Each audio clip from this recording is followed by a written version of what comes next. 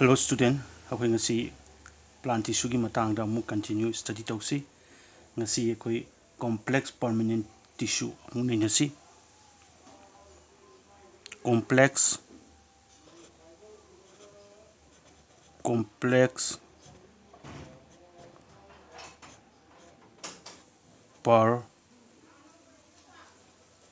permanent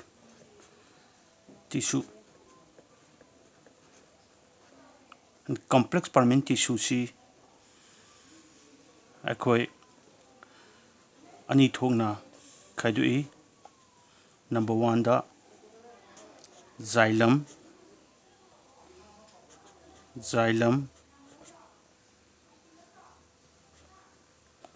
number 2 da phloem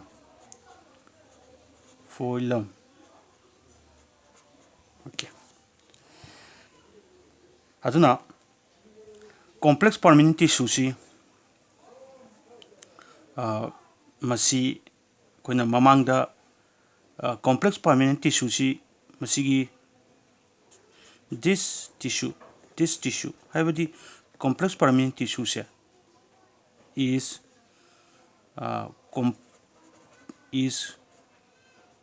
composed of more than one type of cell makal amadagi henba makal amadagi ani oibe ahum oibe yai mari oibe yai haiba cell makal maruina mari na pulakanda masigi complex permanent tissue se oibaneba whereas akhoi mamang tangiba whereas simple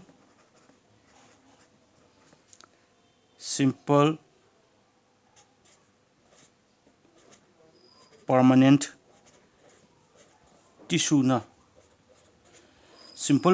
tissue is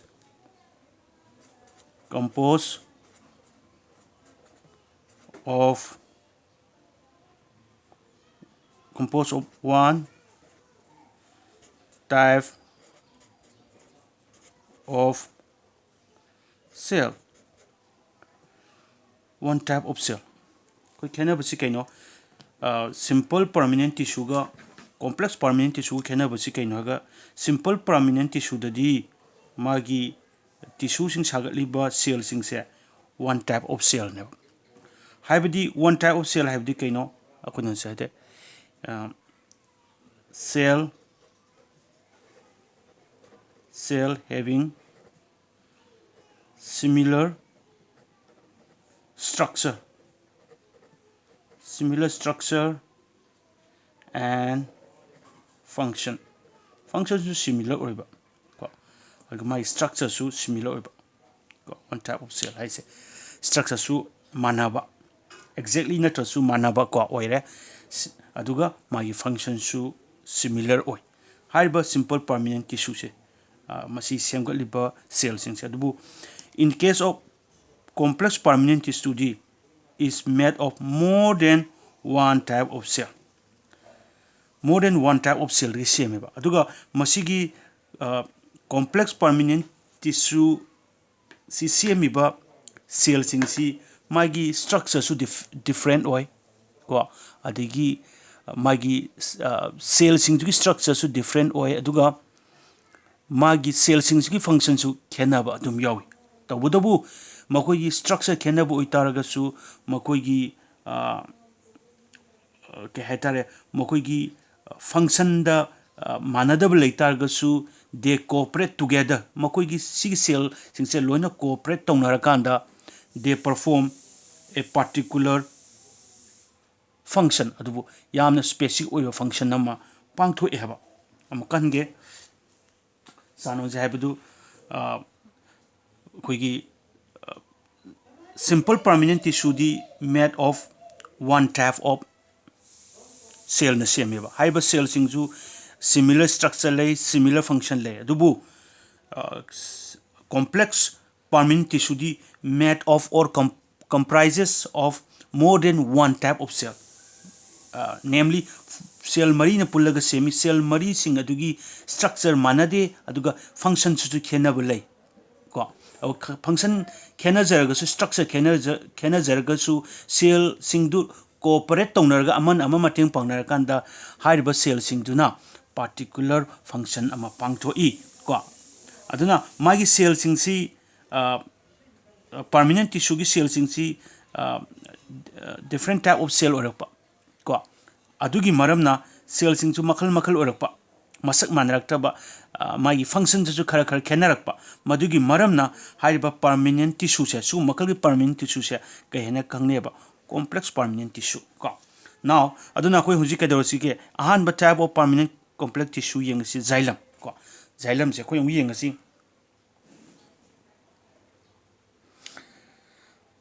okay xylem si yangasi xylem si masi cell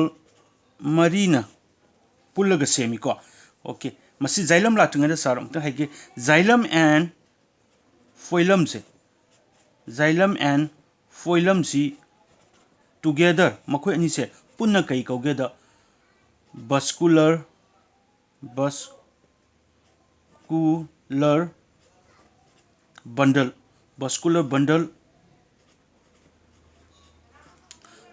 bundle or vascular bundle or conductive tissue hane su khangne conductive tissue hane su khangne ba kogi xylem and phloem together ko xylem and phloem ha ka ne khangne ba vascular bundle or conductive tissue hane su khangne okay next अखोई सिगी केनो सी cell से अमु study तौरसी करम्बा xylem से अमु को first type of permanent tissue xylem से को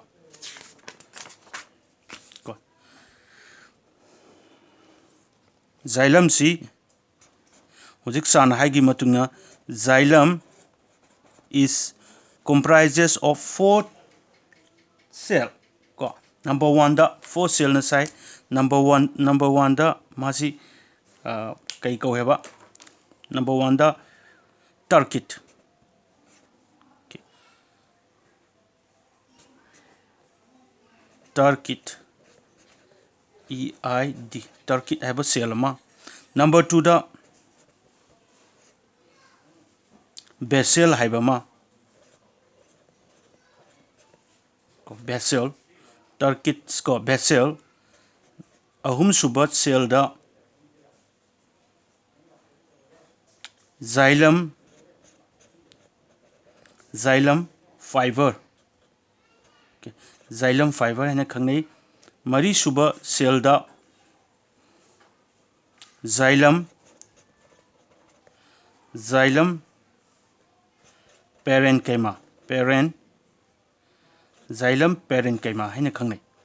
okay. आना xylem है वो मसीगी important tissue C made of 4 type of cell pullaga semi ahan ba cell duna turkit kawi ani subuduna vessel ahum subuduna xylem fiber and mari subuduna xylem parenchyma haina khangne sigi ani se turkit amasung xylem se masigi function se similar oi okay moina kaidoge da masigi ani sina okogi water and mineral se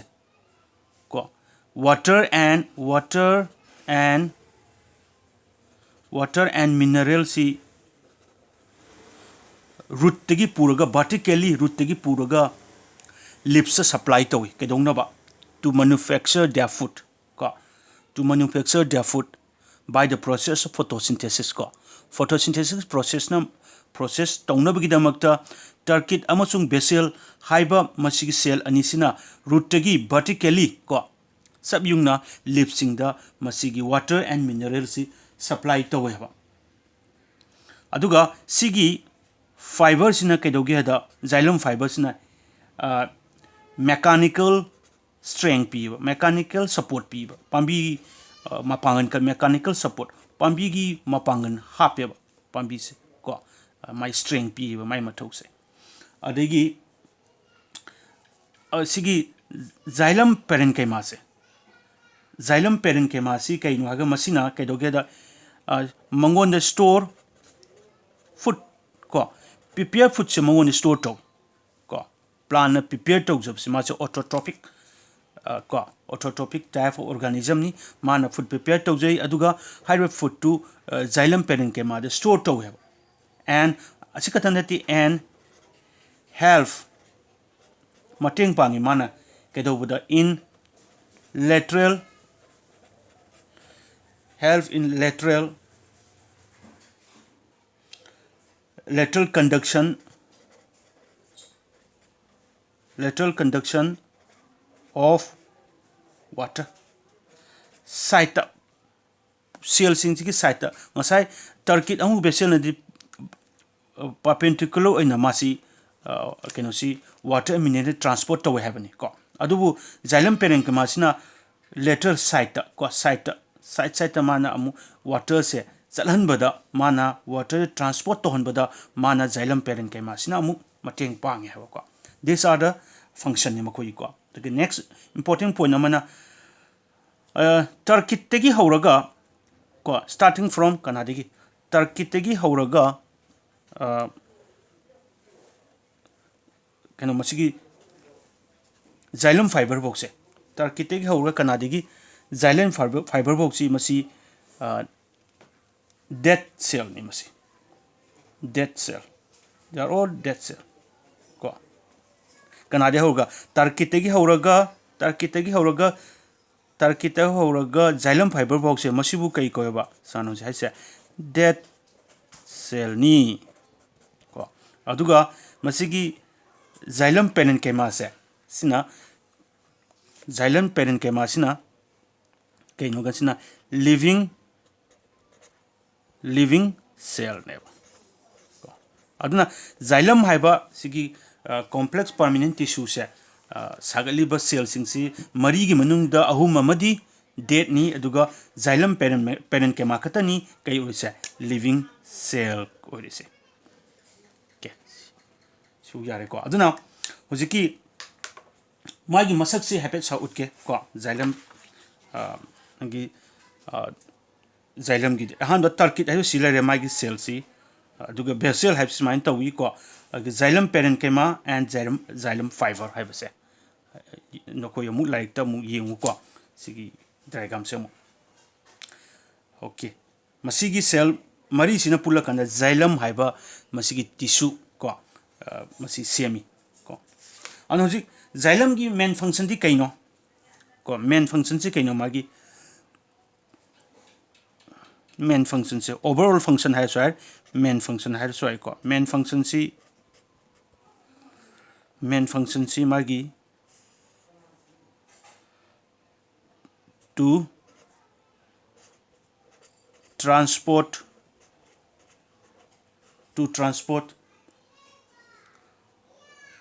water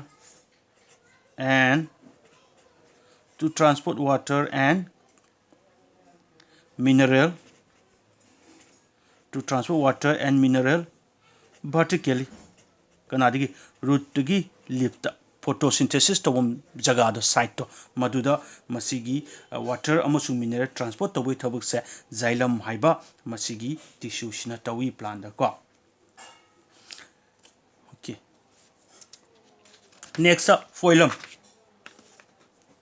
okay phloem amu yengasi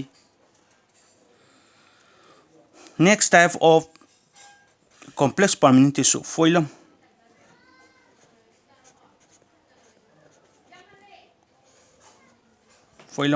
ko phloem su sananga sa hai ki bugumna masu cell marina pulaga semi ko jiki phloem sisu xylem sema dumaina phloem sisu cell marina pulaga semi ahan ba cell da masibu kai kauge da sip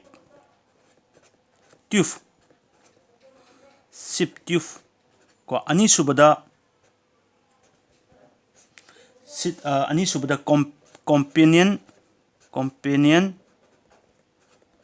companion cell ahum subada masi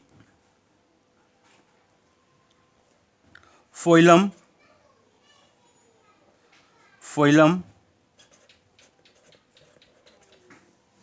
parenchyma xylem parenchyma su lay phloem parenchyma mari subada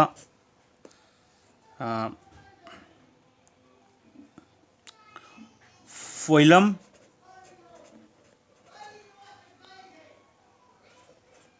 sclerenchyma or phloem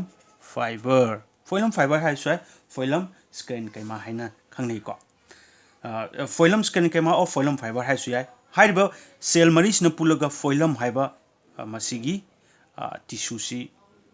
M है को अदुना next ता हुजिक लेदोसी मसीगी cell अहुम से first to third cell सी मसी living cell नि they are living cell and last step sigi phloem sclerenchyma or phloem fiber se masina dead cell ni ko hoina si khang do dead cell ni aduga masigi phloem sclerenchyma se is also called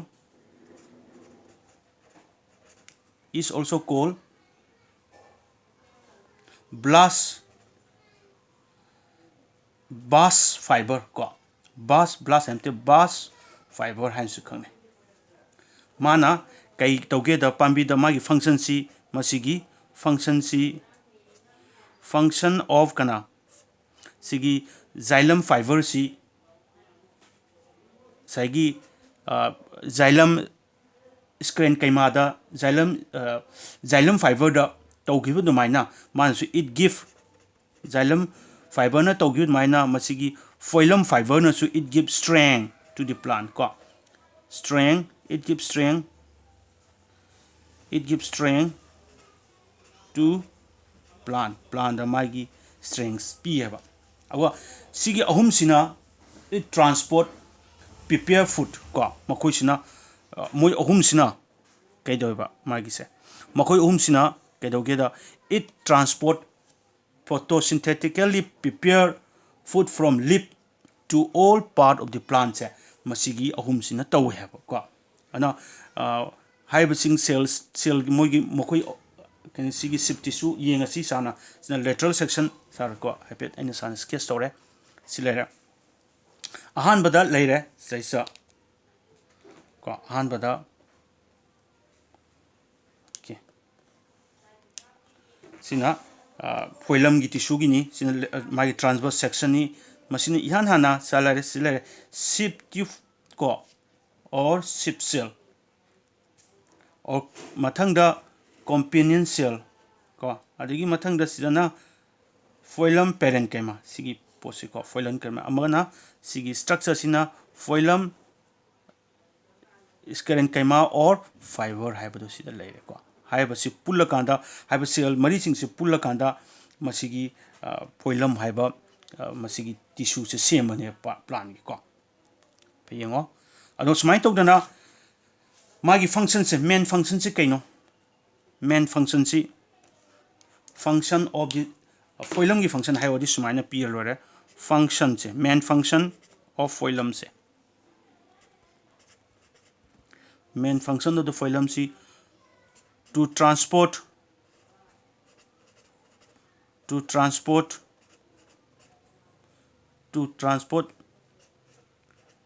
prepare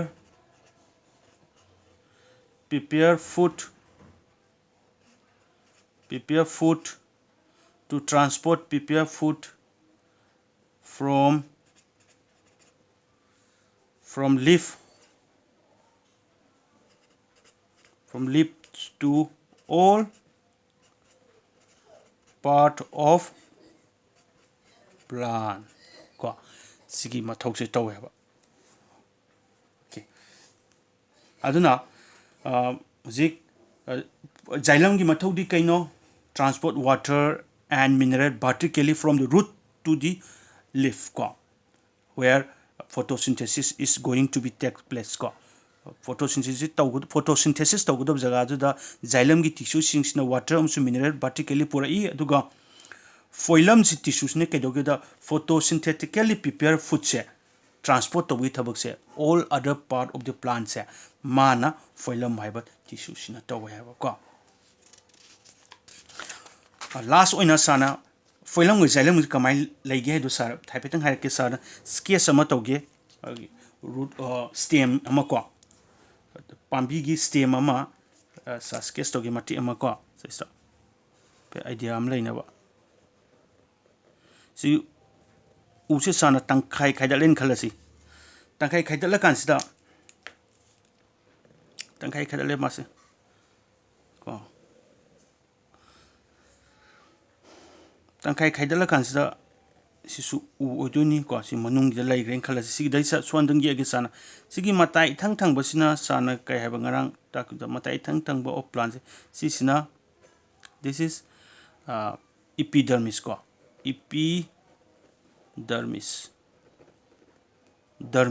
epidermis ko okay epidermis yare aduga epidermis ke head thangna base epidermis ke head thangna ba jaga se epidermis ke head thangna ba jaga si ko silai doni epidermis thangna ba jaga si ko seisa sina kai ko ge da haiba phloem am xylem leibegi mong sini sana ta ise plant ko stem sta lore sana aduga sina phloem ko phloem leibe jaga ni aduga het thangna na seisa cell layer cambium haiba layer am leirani ko masi ko cambium haiba cell layer am leirani aduga he mathang da yam paba layer am ni aduga he mathang da masigi xylem haiba tissue se am leidoni ha seisa sono samana leidoni ko sa song tangi age sumani lemine ba plant ma bani se xylem ga phloem ga sina kai khoi ba this is xylem ko xylem mai ko sumani plant da lemine ba okay mai sana satuni se ko si layer sana son lak tuni sigi su lak tuni so ko ga ma layer se yan ko sa sumani tok dana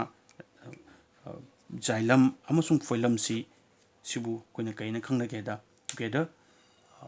koigi vascular bundle hai su khangde ko they are very important tissue in the plant no ki makata ni study tawro sa ngasi si lo shilage